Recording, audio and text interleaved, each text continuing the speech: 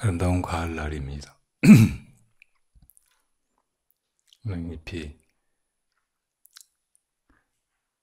차가워지는 날씨에 이미 노랗게 물들었던 것들은 다 떨어졌는데 지금 밖에 보니까 아직 미처 물들지 못했던 것들이 뒤늦게 찾아온 추위에 초록색 이파리 그대로 떨어져 내리고 있네요. 그래도 지금이 저희들에게는 떨어져야 될 시간일 것입니다. 자연 속에 있는 것들은 다 시의적절하게 그때그때 해야 될 일들을 하면서 제 길을 가고 있는데 우리는 이 생사의 길에서 지금 어떤 계절을 맞고 있는 걸까요? 어떤 분들은 아직 파랗게 새싹이 돋아나는 봄일 테고, 어떤 분들은 푸른 여름날일 테고, 어떤 분들은 이제 잎이 물들어가는 가을의 시간을 지나고 있을 테고, 어떤 분들은 이제 겨울이 닥쳐와서 이렇게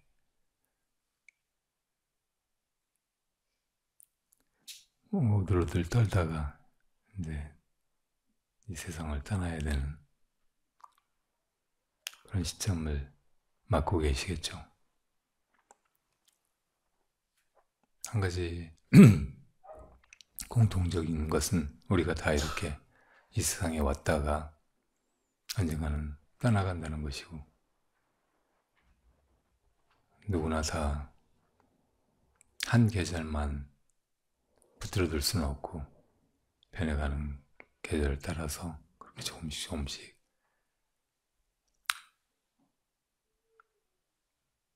물들어가고 결국은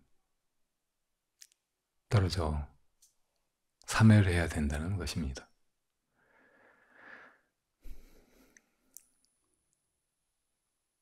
그 자체가 참 생각해보면 허무하고 힘 빠지게 하는 일인데,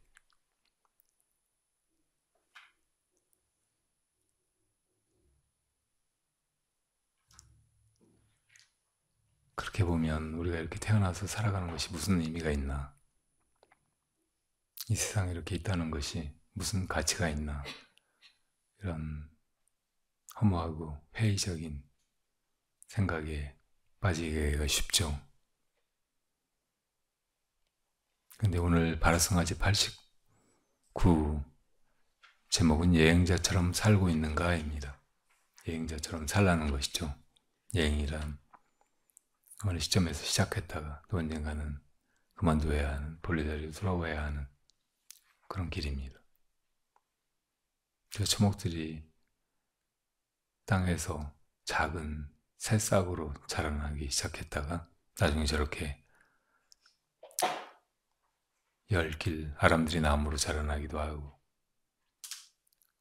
여러 번 봄, 여름, 가을, 겨울을 맞이하면서 계속 성장하고 나이 들어가고 하다가 언젠간 또 비바람에 꺾이고 또 명이 다해서 고사하고 결국은 쓰러져서 땅으로 돌아가듯이 결국은 근원으로 돌아가는 그런 길이 바로 이 생사의 여정인지 모릅니다. 얼핏 허무한 것 같지만 사실은 그게 아주 자연스러운 일이고, 그 근원으로 돌아가는 일이 결코 괴롭고 허무하고 그래서 불안해하고 두려워해야 될 일만은 아닌지도 모릅니다. 여행이라고 하는 것이 어차피 다시 돌아올 것인데 왜 떠나나 생각하면 떠날 필요도 없는, 아무 의미 없는 일이고, 그런데 우리가 막상 어디로 여행을 떠나야 된다고 생각하면 기대에 부풀고 또 아주 좋은 마음으로 희망을 안고 그 길을 나서게 되는 것이잖아요.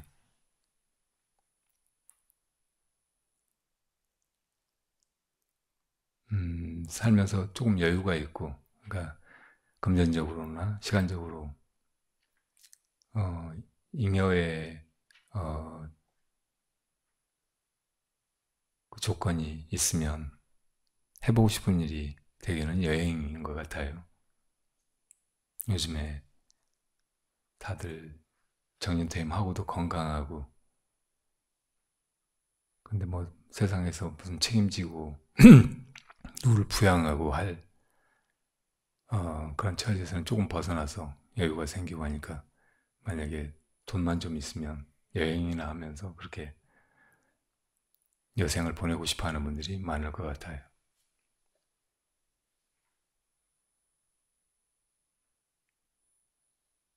오늘 제목이 여행자처럼 살고 있는가 이렇게 묻는 것은 여행자처럼 살아라 하는 말인데, 근본적으로 이 제목이 시사하는 것은 이 삶 전체를 하나의 여행길처럼 생각하고 내가 여기 영원히 머물러 있는 것이 아니고 결국은 여기를 떠나서 어딘가로 가야 할 혹은 사멸해야 할 그런 길을, 그런 생을 살고 있다는 것을 자각하라는 그런 말같이 들리죠. 부처님께서도 정말 중생계를 볼 때 신기한 것은 모두가 다 여기에 영원토록이라도 살 것처럼 그렇게 살고 있다는 것.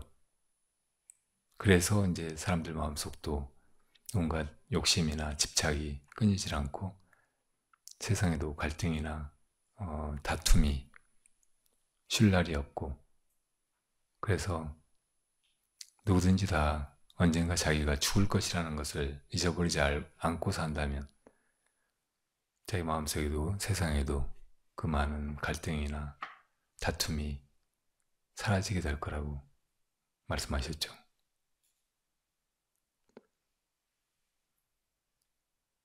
그러니까 이 인생의 처음과 끝을 잘 알고 이 길이 영원하지 않고 그냥 여행자의 그 여정처럼 지나고 만다는 것을 잊어버리지 않고 살라는 말씀이겠죠. 그래서 여행자처럼 살고 있는가 제목이 이렇게 되어 있습니다. 자, 일단 한번 읽어보고 그리고 조금 더 여기에 대해서 생각을 하고 마음가짐을 바로 하고 했으면 좋겠습니다. 바라승하제 89 여행자처럼 살고 있는가. 지구는 겹겹의 볼텍스 궤도를 따라 우주 안을 떠돌고 있다. 우리는 영문을 모르고 지구에 태어났다. 지구에 온 여행자들이다. 다른 데 있다가 지구에 온 건지 이 행성에 처음 생겨난 것인지도 확인할 수 없으므로 지구에 온 여행자라는 것도 솔직한 표현은 아닐 것이다. 기억도 안 나는 과거의 어느 날 문득 지구 땅 위에 사는 호모사피엔스의 어린 몸뚱이가 되어 있는 자기를 발견했다고 말하는 것이 좋을 것 같다. 분명히 천체들은 다층적 궤도를 떠돌고 있고 우주 자체도 가만히 있지 않으니 우리의 몸은 사는 동안 지구별을 타고 여행하고 있고 여행이 끝나면 지구에서 사멸하게 될 것이라고는 확실히 말할 수 있다. 무엇보다 동물의 일종인 우리는 사는 동안 내내 지구 위 여기저기를 돌아다닌다. 어쩔 수 없는 떠돌이 여행자 신세다. 누구를 따라 누구와 함께 떠돌까? 방랑자의 뇌리에 번미는 끝없다. 유아기의 의식이 세계를 향해 열리면서 서서히 주변을 인식하게 되면 정말 많은 일들이 끊임없이 벌어지고 있고 시간 속에 있는 것들이 다 변해간다는 것도 이내 알아차린다. 하루해가 가고 시시각각 시간이 흘러가는 것도 느낀다. 기억력을 가진 정신체인 우리에게 삶은 알 수 없는 과거로부터 알 수 없는 미래로 가는 시간 속의 여행이다. 시간 속을 나아가며 많은 일들을 하고 많은 일들을 겪고 많은 것들을 배우며 성장한다. 그 주체로서의 자기를 자각하기는 견고해진다. 무수한 타자의 존재나 그들과의 사회적 관계 또한 동시에 의식하게 된다.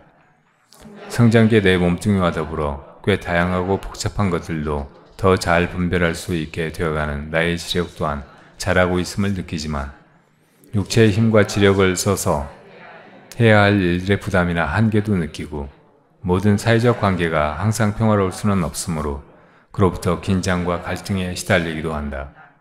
게다가 어느 지점에서 육체의 성장은 한계에 이르러 멈춘다. 그로부터는 소멸을 향한 내리막길에 접어든다. 정신적인 성장은 계속되어 간다고 볼 수도 있지만 지력 자체는 마찬가지로 어느 시점에서부터 노화와 소멸의 길을 간다. 생로병사는 존재하는 모든 것들이 어김없이 밟아가는 경로이다. 이 여정은 본질적으로 허무하고 고통스럽고 절망적이다. 여행자들에게 그렇지 않은 어딘가, 무엇인가는 없을까? 나그네 길 나서기 전에 고향 같은 곳, 언제나 그대로 보배로운 그 무엇 말이다. 있다. 영원한 고향은 여행자 자신의 마음이며 그것은 시간 밖의 자유와 연락의 빛을 바라는 불법승 삼보의 존재다. 공간여행이든 시간여행이든 차원을 바꾸고 궤도를 이탈하는 여행이든 그 궁극의 여행자는 누구인가? 무엇이 떠돌고 있는가? 마음은 시간에 속하지 않으며 생로병사의 꿈을 꾸는 꿈밖의 주인이다. 마음고향 찾아가는 구두자의 여행길은 더 이상 정처 없는 타향의 방랑길이 아니다. 처음도 중간도 끝도 지복으로 가득하다. 결코 무덤의 허무 따위로 종결하지 않는다. 더구나 마음을 깨닫고 더불어 가는 도피 안의 여정은 꿈길이다.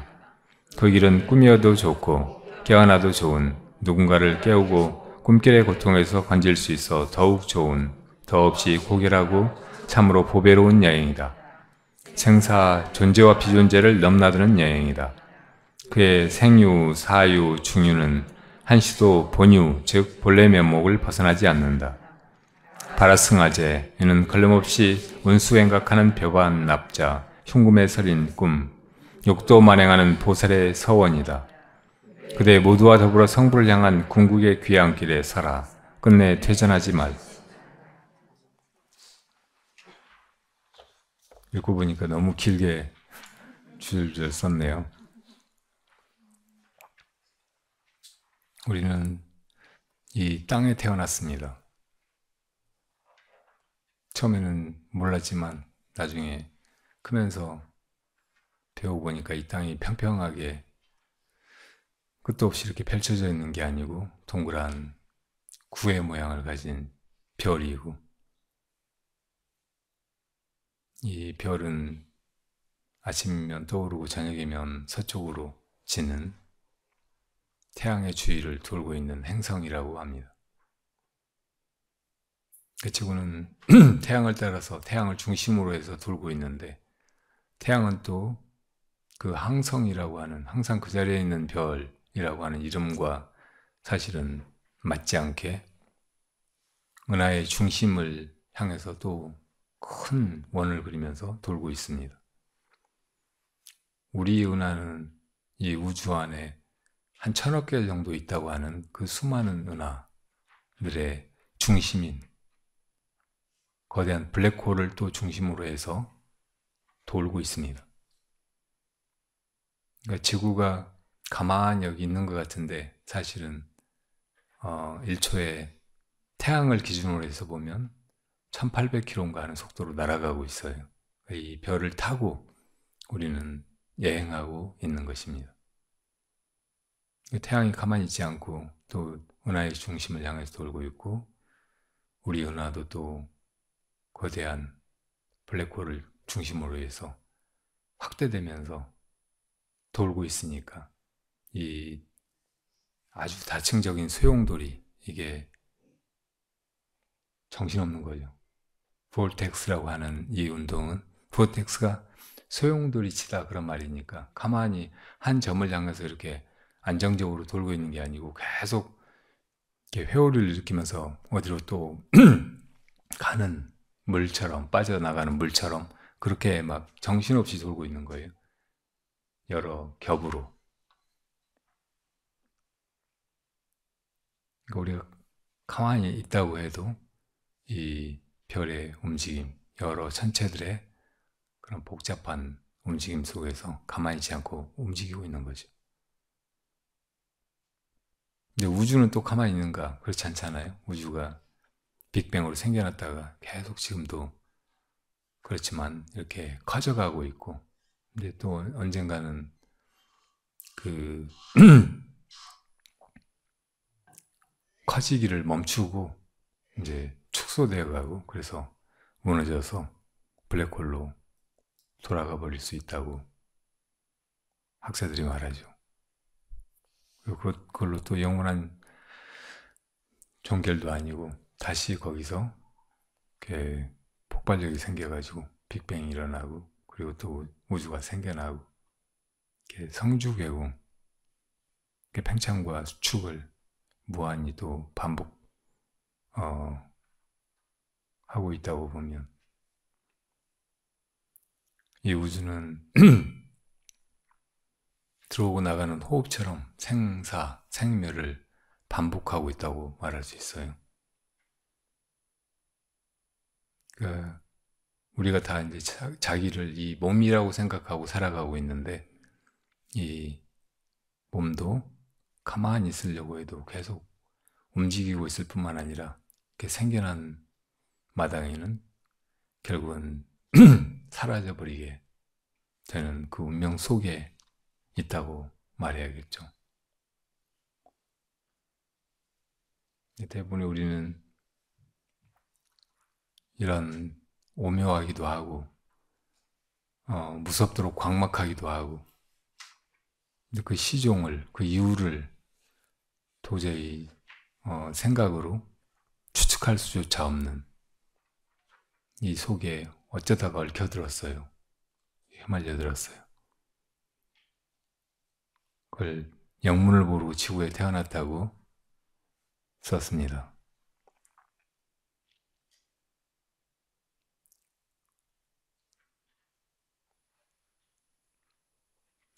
우리는 가끔 살아가다가 내가 왜 살까, 혹은 도대체 이 생이 어디서부터 시작이 됐을까, 엄마 뱃속에서 태어나면서 물론 내 몸에 생로병사는 시작했지만, 만약에 내가 내 몸이 아니라면 그 나는 혹시 그때 생겨나고 그래서 이제 몸과 함께 죽어서 없어지는 그런 존재가 아니지 않을까? 그렇다면 그건 어디서 왔을까? 나의 이 나라고 하는 존재, 혹은 자의식, 혹은 정신체, 이 육신 말고 이건 어디서 왔을까? 이런 질문을 스스로에게 던지기도 하죠. 그리고 불법 수행을 하면서 그런 의문을 화두로 삼고 끝까지 참고해서 깨달음에 이룰 수 있다고 배우기도 하죠. 근데 참 생각해보면 알 수 없는 것이 왜 이 생이 비롯되었는지, 혹은 내가 정말 그 처음에 어딘가에서 생겨나고 이 삶 속에 들어왔다면 거기는 내가 없는 자리일 텐데 거기가 어딜까? 이거를 궁금해하지 않을 수 없습니다. 어쨌든 내 몸이 생겨나면서 이 지구에서의 내 삶이 시작된 것은 분명한 사실인 것 같으니까, 거기에다가 이 지구는 그렇게 어지럽게 우주를 떠도는, 또 생멸을 반복하는 그런 우주의 안에 지금 이렇게 있으니까 이거 자체가 한시인 것이고 잠깐이고, 또 어떤 다른 것에 비유한다면 그대로 여행이라고 말할 수밖에 없는 것이죠.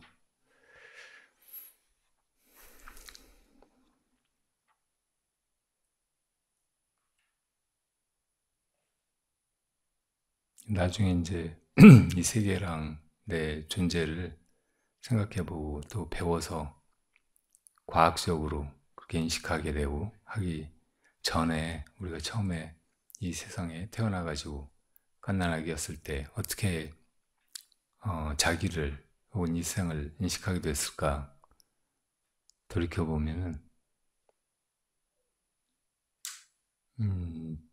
그 자체도 설명하기 힘든, 그냥 아무것도 모르고 그냥 던져져서 이 인생길을 가게 된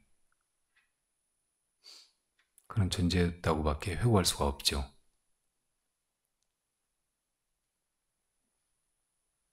그런데 이제 그 어린 시절에 어떻게 내가 주변을 인식하게 되고 또 엄마나 가족들이나 친구들이나 이 세계를 인식하게 됐는가 생각해 보면은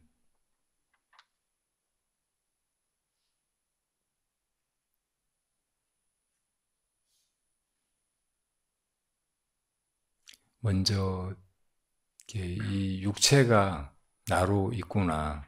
이게 지금은 아주 어리고 작은 이 몸뚱아리지만 나보다 큰 부모님이나 형들이나 누나나 이렇게 보면은 나도 이렇게 자라겠구나, 성장해 가겠구나 이렇게 느끼고 그 속에서 이제 그런 그 관계 이런 거를 자극하게 되고 또 그 관계를 맺어가는 일이 쉽지 않고 어떤 때는 그로부터 수많은 긴장이나 고통을 겪게 된다는 것을 또 배우죠. 이 세상에 정말 많은 것들이 나와 더불어 존재하지만 그 관계, 그러니까 나와 같이 살아있는 어떤 사람이나 생명체들과의 관계뿐만 아니고 대상 세계나 혹은 이런저런 사물들과의 그런 관계, 이것들이 다 각자가 변해가는 그런 과정 속에서 형성되고 역시 그것이 변해가면서 우리에게 이런저런 문제나 고통, 긴장을 유발한다는 것을 또 느낍니다.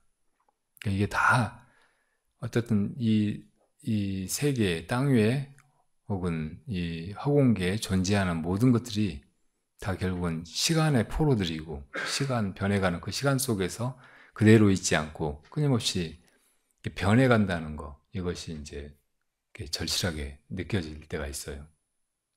그러면서 이제 언젠가는 나의 그 부모님도 돌아가시게 되는 거 아닌가, 이 가족들과도 다 헤어지게 되는 게 아닌가, 나도 죽는 거 아닌가 이런 생각을 하면서 이제 갑자기 불안해지기도 하고, 그러니까 그전처럼 그냥 아무 생각 없이 재밌게 놀 수만 없게 되기도 하죠.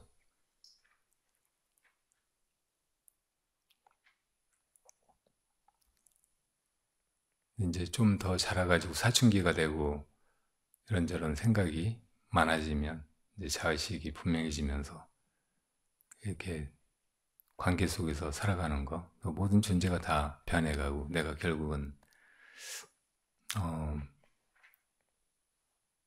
세상의 성인이 되어가지고 뭐 자기 일도 하고 자기 세계도 구축하고 이런저런 것들을 소유하고 또 자기가 뭐가 되었다고 스스로 만족하고 다른 사람들에게도 과시하고 하면서 그렇게 얼마 동안 살아갈지 모르지만 결국 그런 게 다 이제 허무하게 지나가 버리고 결국은 자기 홀로 남거나 자기조차 사라져버리게 되리라는 생각 속에서 많이 불안해하고 소외감이나 어떤 허무한 느낌을 이렇게 많이 가지게 되죠.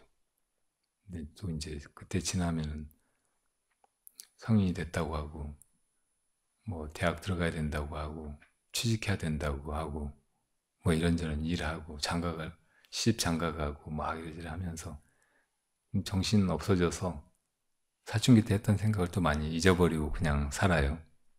근데 문득문득 어려서 혹은 사춘기 때 했던 인생의 고뇌 이런 것들이 가끔 내 머릿속을 사로잡고 우울해지기도 하고 숙연해지기도 하고 정신을 차려보기도 하고 또 더 혼란스러워하기도 하면서 이 인생의 시간을 살아갑니다. 달, 공간 속에 있는 것들은 시간 속의 여행자들이라고 말할 수도 있어요.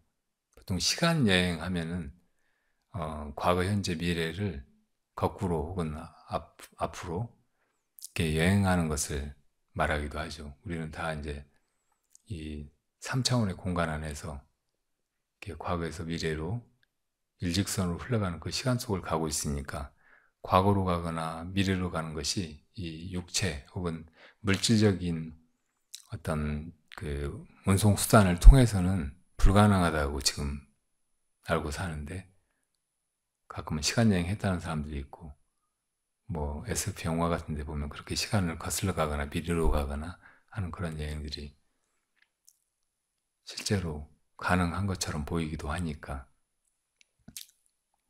그렇게 이제 쓰이는 개념인데, 지금 여기서 말하는 시간 속의 여행이라는 건 다 그 4차원 시간 속의 그런 포로들로 이 공간 전체가 혹은 공간 속의 모든 것들이 그렇게 변해가고 결국은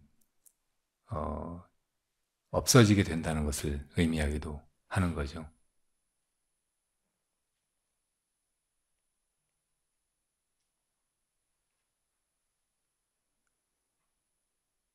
근데 어린 시절부터 이제 자기 몸이 혹은 정신이 성장하고 있다고 느낄 때, 그때는 그래도 이제 내가 다 크면 뭐 이러저런 걸 해봐야지, 이러이런 존재가 돼야지 하고 희망을 가지기가 쉬워요.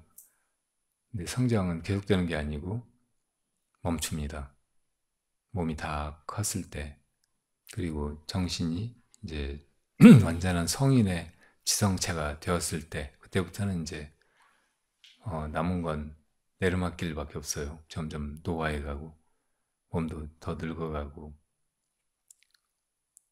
정신도 점점 더 혼미해져 가고, 그 속으로 이제 아는 거라든지 몸의 모습이나 건강 이런 건 조금씩 더 나아질 수도 있긴 한데, 사실은 어쩔 수 없이 오르락내리락 하면서 결국은 저 해수면 높이까지 0으로 계속 내려가는 거예요. 그 내리막길에서 우리가 속으로 느끼는 허무감이나 우울함, 의욕 상실, 뭐 이런 거는 사실은 인생에서 계속 우리를 괴롭히는 중요한 문제거리죠. 이게 전부라고 생각하면 참 허탈한 일이에요. 허무한 일이에요. 이렇게 그냥 좀 자라서 결국은 늙어가고 결국은 죽어버릴 거라면 뭐하러 우리가 살고 있을까? 이게 무슨 가치가 있을까? 허무한 생각밖에 드는 것이 없습니다. 근데 불교는 본질적으로 존재하는 것이 변해가는 것과 변하지 않는 것이 있다고 가르쳐요. 그러니까 변해가지 않는 것, 이것을 열반이라고 하면 이것을 찾아야 한다고, 그걸 찾지 못하니까 이 생사하는, 변해가는 잠시뿐인 것들에 속아서 그 속에서 헛된 것들을 구하고, 그래서 목말라하고 또 힘들어하고 하면서 이렇게 고통에서 벗어나지 못하고 있는 거라고 가르치죠. 그러니까 이 육체라든지 우리의 자의식 혹은 우리의 정신적인 이 온갖 활동을 하는 우리의 그 정신체, 멘탈 바디는 이게 분명히 생로병사에서 벗어나 있지 않아요. 이건 생사하는 것이고 변화하는 것이란 말이에요. 근데 부처님이 열반으로 항상 그 자리에 있다고 하는 그 무엇이 분명히 있는 거예요. 이 존재기 속에, 우리 안에. 그리고 그것을 찾고 회복하고 거기로 돌아가지 않는 한은 엄밀하게 우리의 이 삶과 죽음은 무상한 것이고 그냥 우리에게 고통을 주는 것 외에는 별로 의미가 없어요. 그러니까 이 영원한 열반에 대한 믿음을 먼저 가지는 것, 이것이 이 생사의 허무에서 벗어나는, 그것의 고통에서 노연하는 아주 중요한 계기라고 말할 수 있습니다.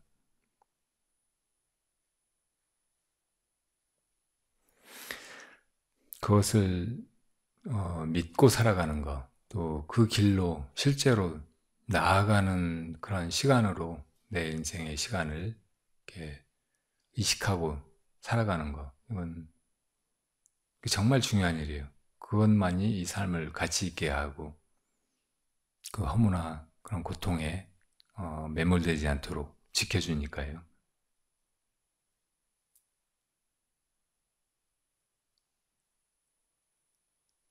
그러니까 쉽게 이야기하면은 이 육체나 정신, 이거는 다 있다 없어지는 거, 생사하는 것인데 그 안에 그렇게 있다 없어지지 않는 무엇인가가 있다는 말이에요. 그리고 그것을 이제 부처님이 깨달으신 거고, 우리에게도 그것이 있어서 깨달아야 한다고 가르쳐 보신 것이에요. 생로병사하지 않는 것, 그게 뭐냐? 그 부처님 연꽃을 들어서 보여주셨잖아요. 그러니까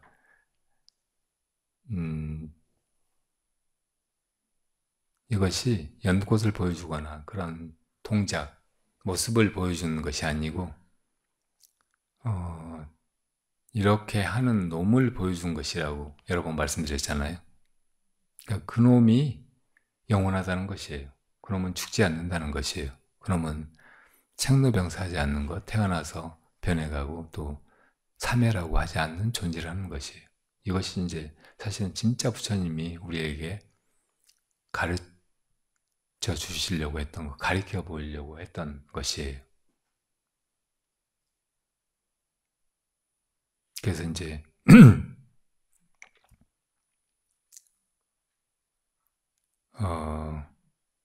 이것을 이렇게 말로 하자면 우리 이 여행길에서, 나그네 길에서 우리가 이 노독이나 혼란스러운 방황, 이걸 다 잊어버리고 아주 편하게 쉴 수 있는 고향으로 돌아가는 일이라고 본다면 그 고향이 바로 어떤 지점, 이렇게 막 떠돌아다니다 어디 가는 것이 아니고 우리 마음이라고 말씀드리는 것입니다. 그러니까 여행자 자신, 여행하는 자, 떠도는 자, 혹은 어떤 때는 이렇게 태어나고 죽는 자, 진짜 그 주체, 이것이 바로 있다 없어지지 않는 것, 생로병사하지 않는 것, 허무나 고통에 시달리지 않는 그런 존재라는 것이에요. 여행길이라고 자꾸 했으니까 이거를 고향, 나그네 길 나서기 전에 고향이라고 표현한 것입니다. 그 여행길도 뭐 이것저것 재밌는 것도 보고 재밌는 일도 겪고 배우는 것도 많고 하지만 이 모든 것들이 다 그때뿐이고 지나가 버리는 것들이고 결국은 나중에 이제 나에게 허무감, 상실감 이런 것만 안기는 것이라면은 그대로 있어서 언제나 내가 확인할 수 있고 좋아할 수 있고 간직할 수 있고 한 그 무엇이 있다면 그런 거를 이제 보배롭다고 말하는 거잖아요. 이 세상에서도 되게 이제 보석이나 뭐 금 같은 거 이런 거를 귀하게 여기는 것이 그게 오래도록 잘 부서지지 않고 변하지 않고 그대로 있어서예요.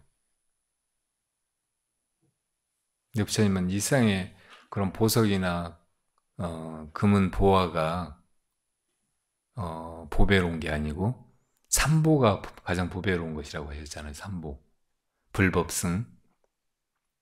그러니까 부처님이란 우리가 생각으로 분별하고 보면 석가모니 부처님, 아미타 부처님 이렇게 타인에 불과한데 진짜 부처님이 깨달으신 부처님의 참 존재, 그거는 불성 혹은 부처님의 자성이고 그게 부처님에게만 있고 우리가 공유할 수 없는 어떤 것인가가 아니라 바로 우리의 참 존재, 우리의 자성, 우리의 불성과 하나인 것이잖아요. 그러니까 그게 언제나 그대로 있으니까 부처님이 그것을 깨달으셔서 이것이 열반이다라고 하신 거고 그것이 우리에게도 있으니까 우리에게도 이것이 가장 보배로운 것이란 말이에요. 내가 부처이고 불성이 바로 나의 자성이고 하니까 내가 이렇게 생로병사하고 육신도 있다 없어져 버리고 내 정신도 언젠가는 늙고 아무것도 못하게 그렇게 사멸해 버릴지 모르지만 그것은 그대로라는 것이.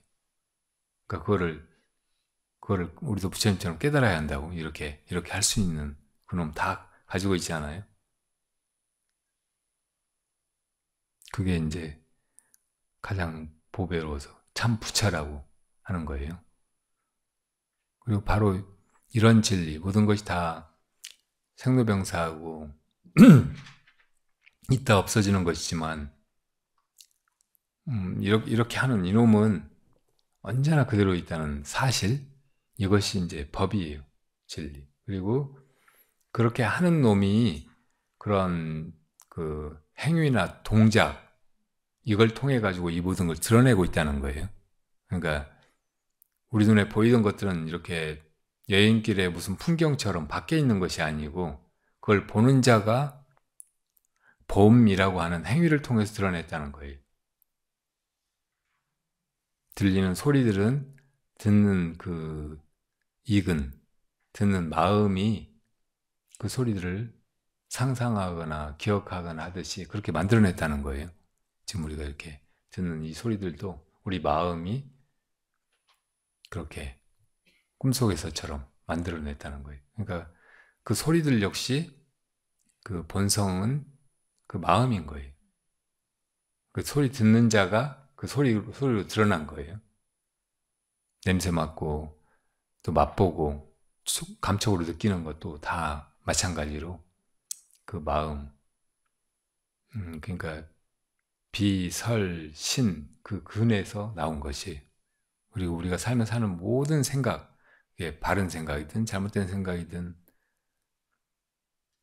지적인 생각이든 감성적인 생각이든 의지적인 생각이든 그 모든 이 마음의 그 작용들, 거기서 나온 것들, 이거 역시 다 마음이 일으킨 것이고 그렇게 생각으로 드러나면 이것은 생각을 일으킨 그거하고는 다른 것 같고 분리되어 있는 것 같은데 사실은 그런 생각을 일으킨 그 의근이 그렇게 생각으로 드러난 것이고 전혀 나누어지지 않은 것이죠.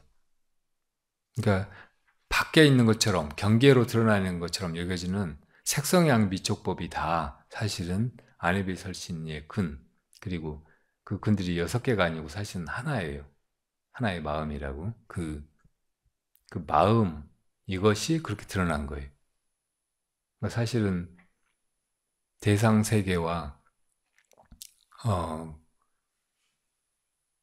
자기 마음이 전혀 나눠져 있지 않고 이 대상세계 그대로가 자기 마음인 것이죠. 그러니까 이런 이치를 부처님이 깨달아서 그거를 또 이제 어떤 때는 말씀으로 설파하셨는데 이것을 법이라고 하는 거예요. 그러니까 사실은 그런 이제 법의 눈으로 보면 대상세계로 있다고 생각하는 거 이것들이 그대로 다 법이에요. 그대로 다르마, 존재라고. 마음이 그렇게 드러났을 뿐이니까 그대로 다 마음인 거예요. 그러니까 이것이 또 보배로운 것이에요. 부처님, 사실은 우리 마음인 그 부처님이 언제나 그대로 있어서 그리고 가장 고귀하고 또 주체가 되는 것이어서 이것을 보배라고 한 것이고 또 그런 이치로 그 주체인 그것이 어디에도 없고 무슨 형상이나 동작도 없고 한 그것이 이 모든 것으로, 대상적인 것으로 다 드러나 있는 것, 이것이 이제 법이고, 이것이 또 보배로운 것이라는 말이에요. 그러니까 보배롭지 않은 거 아무것도 없어요. 사실은 알고 보면. 황금은 보배롭고 돌멩이는 그냥 잡석이고 아무 가치 없고 막 그런 게 아니고, 돌멩이고 뭐 마른 똥막대기고 다 사실은 그대로 보배로운 것이고, 그대로 다 법이고, 그대로 다 부처라고도 말할 수 있는 것, 다 우리 마음이라고 말할 수 있는 것이죠. 그리고 다 이 개체를 가지고 나와 남을 나누고 그렇게 보아서, 분별해 보아서 그렇지, 알고 보면은 모두가 다 하나이고 한 마음이고, 그리고 다 부처님이고, 또 지금 부처님이 아닌 것 같이 보이는 존재들도 알고 보면 부처님이고, 또 실제로 이 반복되어 가는 생사윤회의 끝에서는 다 성불할 존재들이에요. 이런 중생계의 온갖 중생, 일체 중생을 다 이제 이 부처로 보고 성불할 그런 존재로, 불성을 가진 존재로 보는 거, 이것이 그렇게 볼 때 이 전체 중생이 다 승이라고, 나도 포함해서. 그러니까 이것이 또 이제 보배로운 거예요. 부처님만 가장 위대하고 유일하게 존귀한 자가 아니고, 일체 중생이 다 사실은 부처님이고, 부처님과 하나도 다를 바 없는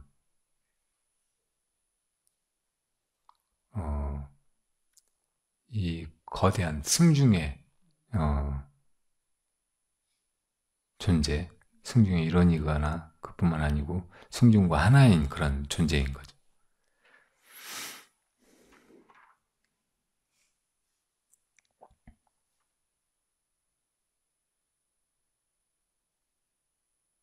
자, 이렇게 불법을 듣고 이제 그런 어떤 그 세계관, 자아관을 가지고 자기와 세계를 바라보고 이렇게 살아가는 거, 이것은 그 전에 이제 육체가 나라고 생각하면서 또 내가 이 생사의 길을 피하지 못하고 그렇게 있다가 그냥 죽으면 그만일까라고 생각하는 그런 삶과는 확연하게 다를 수밖에 없습니다. 그대로 참으로 의미 있고 가치 있고, 그리고 이제 더 이상 그냥 막연히 살거나 그냥 헤매거나 혼란스럽게 막 방랑하는 것이 아니고, 이제 점점 타향에서 떠돌던 사람이 고향으로 돌아가는 것 같은 그런 여정이게 돼요. 사실은 이제 그렇게 여행자로 살라는 것이에요.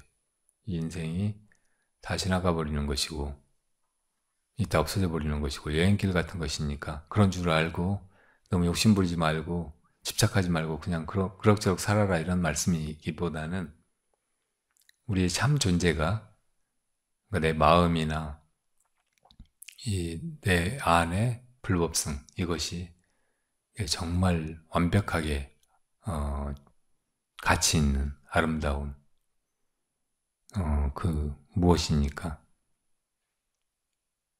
그걸 향해서 나아가는, 거기로 돌아가는 그런 길로 우리가 이미 나아가고 있고, 또 그런 인식을 가지고 그렇게 살아가기만 하면 그대로 그전과 같이 허무하고 의미 없는 그런 방랑이 아니고 너무나 좋은 귀향길이라고 말할 수 있다는 거예요. 이 어떤 우리 삶에 대한 바른 관점, 그러니까 인생관, 이걸 가지고 그렇게 나아가면 그것만으로도 인생의 수많은 괴로움이 사라져 버려요. 그리고 이렇게 살다 보면 부딪히게 되는 이런저런 고통이나 좌절 막 이런 데서 거뜬히 털고 일어날 수 있어요. 그런 것에도 굴하지 않고 점점 가면 갈수록 더 확실하게 스스로 의미와 행복을 누릴 수 있는 그런 길로 나아가게 되죠. 순간순간 그런 의미나 보람을 확인하면서 그렇게 나아가게 돼요. 그래서 성부를 향한 길, 부처님께서 우리에게 가르쳐 보이신 그 길로 나아가는 것을 처음도 중간도 끝도 좋은 길이라고 부처님 표현하신 거예요. 근데 부처님이 나중에 이제 이렇게 자기 그 깨달음을 향해서 자기 해탈, 자기 열반을 향해서 나아가는 것에서 그치지 말고 더 큰 마음으로 성부를 향해서 나아가라고 보살도를 나아가야 한다고 가르치셨잖아요. 그 보살의 길은 혼자 이 생사의 괴로움, 허무에서 벗어나려고 외롭게 떠나는 길이 아니고 모두가 다 사실은 그 길로 가고 있고 가야 한다는 것을 자각하고 더 큰 마음으로 더 훨씬 행복하게 더 훨씬 초월적인 그 반야의 관점을 가지고 나아가는 것을 말하는 거예요. 그러니까 쉽게 이야기하면은 이 생로병사의 길이 고통스럽고 덧없는 것이지만 그럼에도 불구하고 이것이 내 마음에서 나온 꿈길과 같다는 것을 알고 가는 거예요. 꿈은 자기가 자기 마음으로 꾼다는 것만 알면은 그게 그냥 허망한 것이기만 한 게 아니고 그대로 괜찮은 거예요. 재밌는 것이고 의미 있는 것이고 좋은 일이고 그렇게 이제 이 세상의 존재와 이 세상을 살아가는 일이 이것이 다 내 마음에서 펼쳐진 것이라는 것만 자각하고 그렇게 존재하고 살아갈 수 있으면 그것들이 우리에게 주던 그런 허무감이나 괴로움에서 그냥 그때그때 벗어나 있고 그러면서 또 그거를 전혀 거부하거나 거기서 벗어나려고 하지 않고 그냥 당당히 아주 구체적으로 이렇게 살아갈 수 있게 되는 거예요. 그뿐만 아니고 다른 사람들도 도울 수 있게 된다고 함께 가고 또 그 사람들 도와서 모두가 다 이렇게 완전한 깨달음에 이르는 삶의 어떤 목적이나 소망, 꿈을 다 이루는 그런 삶을 함께 살아갈 수 있게 되는 거죠. 이렇게 살아가는 것이 사실은 가장 좋은 여행입니다. 그러니까 보살도를 가는 것.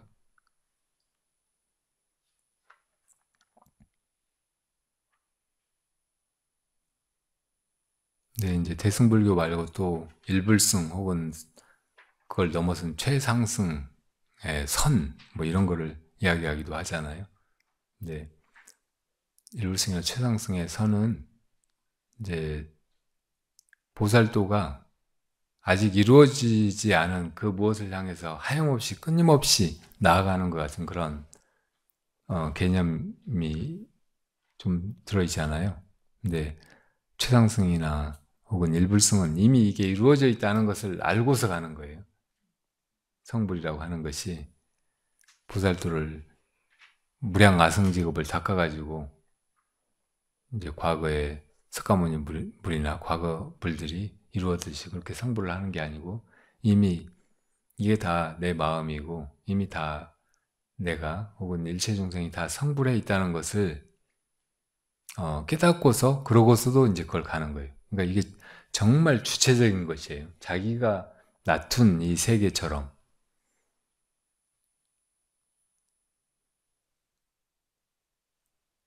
그러니까 자기가 이미 부처가 되어서 중생을 제도하기 위해서 이 법계를 만들어내고 장엄하고 거기 중생들이 태어나게 하고 그래서 그 중생들을 가르치고 교화하고 해서 또 성불을 이끌고 하는 그런 가장 주체적인 그런 자리에 들어서 가지고 그렇게 있게 되는 거예요. 그러니까 사실은 그 자리에 들어서면 뭐 어디 떠돌거나 뭘 하거나 하는 바도 없어요. 그러니까 법성계에 궁좌 실제 중도상 굴의 부동 명의불이라고 나와 있잖아요. 이렇게 그 자리에 이르러 가지고 움직임이 없는 거, 오고 가거나 뭘 하거나 하는 바가 없는 거, 그것이 바로 부처님이라고, 부처님의 자리라고. 그러니까 내가 그 자리에 들어서 가지고 그냥 존재하는 거예요. 한다는 바도 하는 것도 없고 오고 가는 것도 없고 뭐 중생을 교환한다든지 무슨 수행을 한다든지 그런 생각도 없이 그냥 그렇게 되어가는 거예요. 부처님은 그냥 그 자리에 들어서가지고 아무것도 못하고 혼자만 그렇게 있는 게 아니잖아요. 사실은 그 자리에서 이 법계를 펼쳐내고 그 법계 중생들이 또 살게 하고 그리고 또 그 삶을 수행으로 돌이키게 하고 그렇게 교화해 나가고 계시잖아요. 이게 그러니까 불세계이고 불국토인 거죠. 그러니까 우리가 바로 그 자리에 사실은 지금 있는 거예요. 그러니까 그런 가장 궁극의 어떤 자기 존재에 대한 깨달음을 가지고 그냥 그렇게 하는 바 없이 해나가는 거. 움직이지 않고 오고 가고 이것저것 다 하고 하는 거. 이것이 이제 그런 사람이 벼간납자이거나 혹은 구경위의 보살이라고 말할 수 있죠.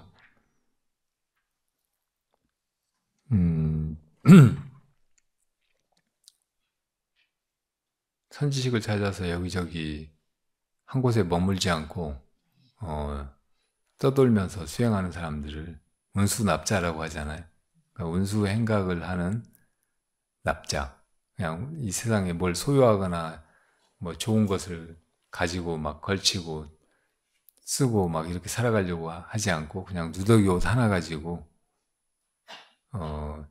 진리만을 구해서 한 곳에 머물지 않고 어디든 걸림없이 나가서 법을 묻고 수행하고 이렇게 살아가는 사람들. 운수납자,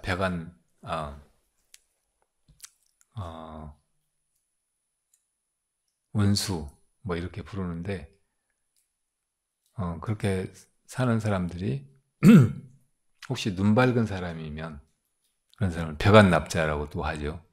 그러니까 부처님과 같은 그런 깨달음을 조사와 같은 깨달음을 이미 이루어서 그렇게 또 이제 수행해 나가고 또 인연 따라서 사람들을 교화하기도 하고 같이 수행하기도 하고 뭐 이렇게 살아갈 수 있으면 그게 이제 가장 이상적인 구도자의 모습이라고 할 수 있겠죠.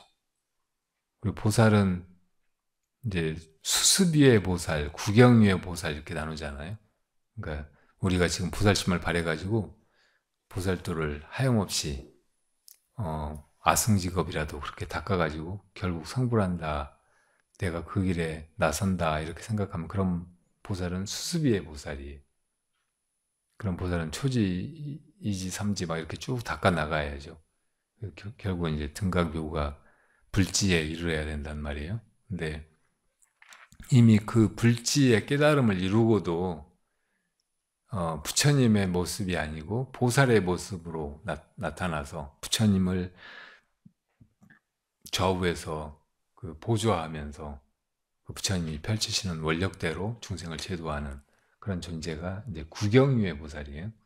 우리가 대승불교에서 많이 신앙하는 문수보현, 관음, 지장 이런 보살이 구경유의 보살. 그분들은 이제 사실은 부처님이에요. 근데 부처님의 모습을 놔두는 대신 보살의 모습을 놔두고 부처님을 도와서 중생들을 교화하시는 거예요.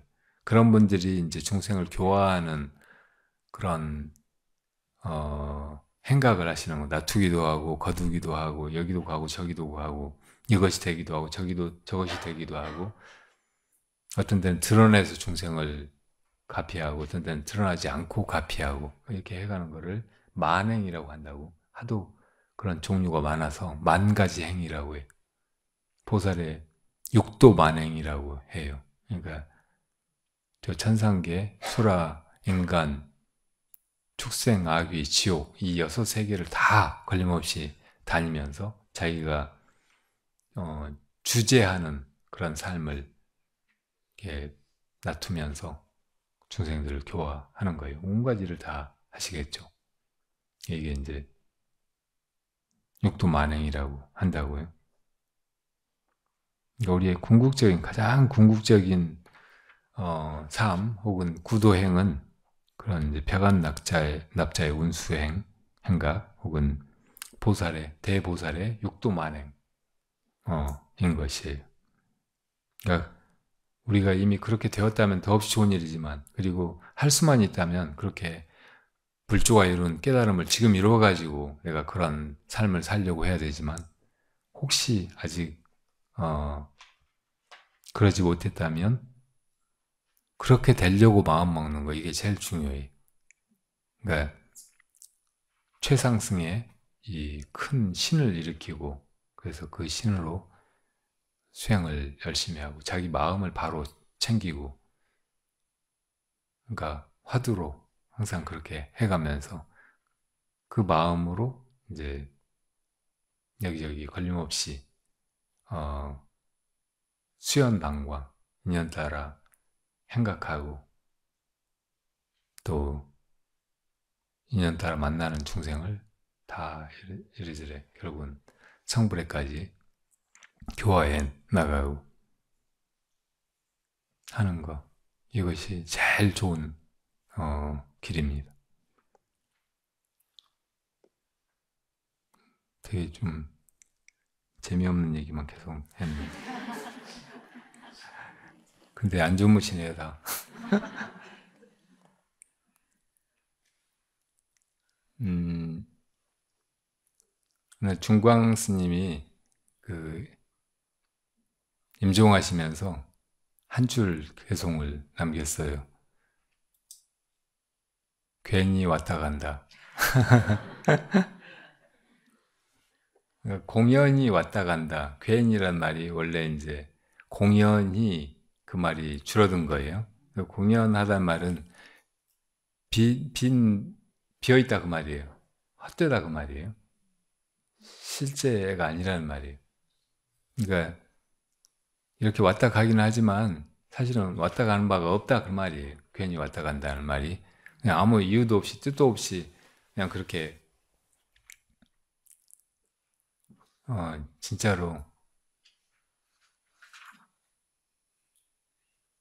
취생몽사하는 그런 삶을 살았다 이런 말이 아니고, 다 비어서 없는 것인 줄 알고 그냥 이렇게, 그래도 이렇게 왔다. 온갖 어, 기행을 하고 추행을 하고 음, 그러다가 이제 이렇게 떠난다 그런 말이죠. 떠나는 바 없이. 그리고 또 그 전에 그 월산 선사, 불국사 쪽에 주로 이제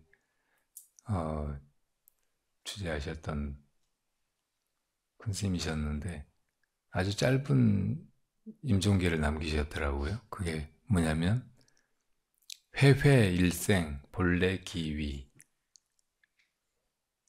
이 두 줄이에요. 회회, 빙빙 한 생을 떠돌았는데 여기저기 다 쏘다녔는데 본래 기위, 본래 그 자리로구나 이 말이에요.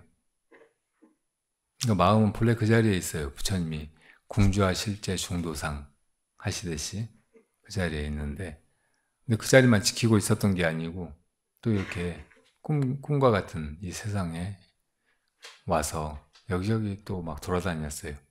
회회일생.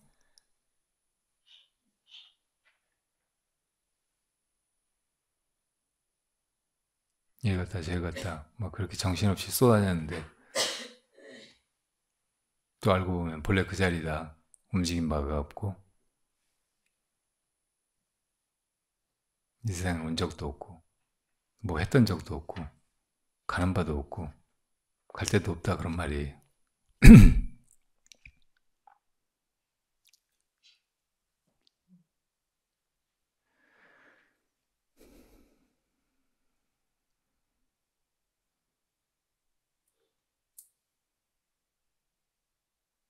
언제나 이렇게 살아가면서 내가 그 길 위에 있다. 그러니까 꿈속의 길, 내 마음이 지어낸 그 길 안에 있다. 그리고 진짜 나는 그 길에 나선 적도 없고 언제나 그 자리에 있다. 이런 자각을 가지고 살 수만 있다면 이 세상의 모든 고통이나 문제, 얽매임에서 자유로울 뿐더러 다른 사람들도 돕고 이끌고 하면서 함께 나아갈 수 있는 그런 대장부가 아닐까 생각합니다.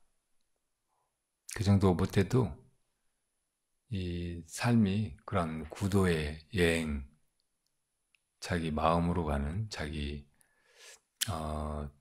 본래 자리로 돌아가는 그런 귀향길과 같은 것이라는 것을 자각하고서 갈 수 있으면 순간순간 그대로 의미 있고 행복하고 전혀 살면서 이렇게 길을 잃은 것 같은 느낌 혹은 무슨 고통이나 허무에 빠져서 좌절하고 우울해하는 그런 일은 없을 것 같아요. 만약에 그렇게도 안 되는 사람은 실제로 가끔 여행을 일부러 떠나볼 필요가 있어요. 자기가 몸담고 사는 자기 집구석이나 직장이나 또 뭔가 일거리들에서 벗어나가지고 그렇게 홀가분하게 온전한 자기로 자기 인생길을 잠시라도 떠나본다 생각하고 그렇게 떠나볼 필요가 있는 것 같아요. 그리고 그렇게 떠날 수 없는 사람은 마음속으로라도 떠나봐요. 내가 이 집안의 뭐 며느리다 그렇게 자기를 규정해버리지 말고 그런 감옥을 어떤 때는 그냥 벗어나가지고 자유로워져 보는 거예요.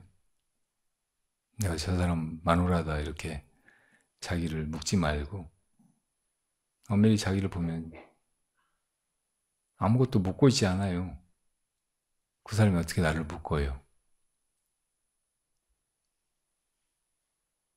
그 마음속으로 이렇게 가출하는 거, 또 여행을 떠나는 거, 이건 자유인데 우리가 스스로 자기를 거기 가두고서 그걸 못 벗어난다고 생각하니까 묶여 있는 거예요. 그래서 그걸 마음속으로라도 그런 여행을 감행해 볼 필요가 있는 것 같아요. 그걸 자꾸 해보면 나중에는 이제 그렇구나 하고 스스로 자유로움을 느끼게 돼요. 벗어나 있는 그 즐거움, 또 벗어나서 바라보는 세계, 자기 일상, 타인들은 그 전에 묶여서 바라보던 그 모습들과는 많이 다르거든요.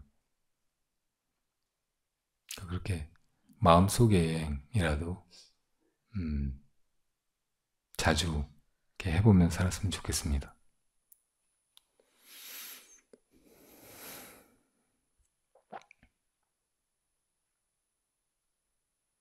어쨌든 이러나 저러나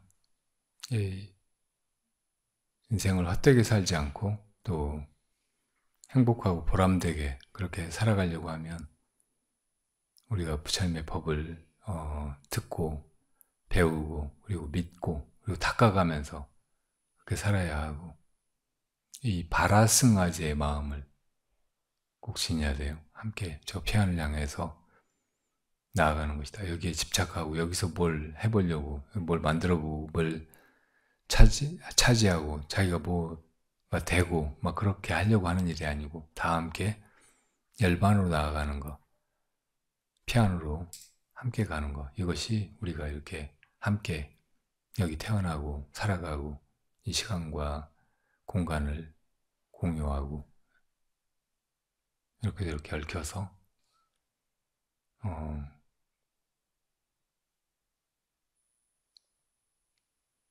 이렇게 존재하는 뜻이라는 것을 잊지 말았으면 좋겠습니다. 너무 긴 얘기를 막 해서 어린 친구들한테 미안하네. 자, 오늘 오후에는 그 올해를 좀 정리하는 의미에서 화음회, 그러니까 화음회는 우리 버파림의 그 식구들 중에서 실제로 절에 오는 신도들의 모임이에요. 여기에는 이제 그동안 쭉 화음에 소속돼가지고 우리 절에 다니는 그런 분들도 있지만, 새로 오셔가지고 이 절은 좀 이상하다. 다른 데 절하고 다르게 뭐 버파림이라고 하고 또 버파도량이라고 하고 또 무슨 화음회가 있고 유마회가 있고 막 조직이 어떻게 되는지 모르겠다 이렇게 생각하는 분들은, 내가 이 버파림에 들어오는 순간, 그리고 이 절에 오는 순간 버파림에 들어온 것이고 화음에도 속한 것이고, 그래서 여기서 내가 이렇게 아주 중요한 그런 멤버나 성원이 되어가지고 주체적으로 이 도량에서 함께 이렇게 바라승하지 하는 그런 사람이다 이렇게 생각하고 갔으면 좋겠어요. 이 화음의 그 올해 결산 같은 거를 할까 싶어요. 이따가 이제 임원들이 모여서 의논한 다음에 해야 되겠지만, 임원들을 새로 선임을 해야 되면 하고, 아니면 12월에 한 번 더 하게 될 그 초하루 법회, 사실은 이제 11월 초하루 법회인데 그때 하게 되면 또 하더라도,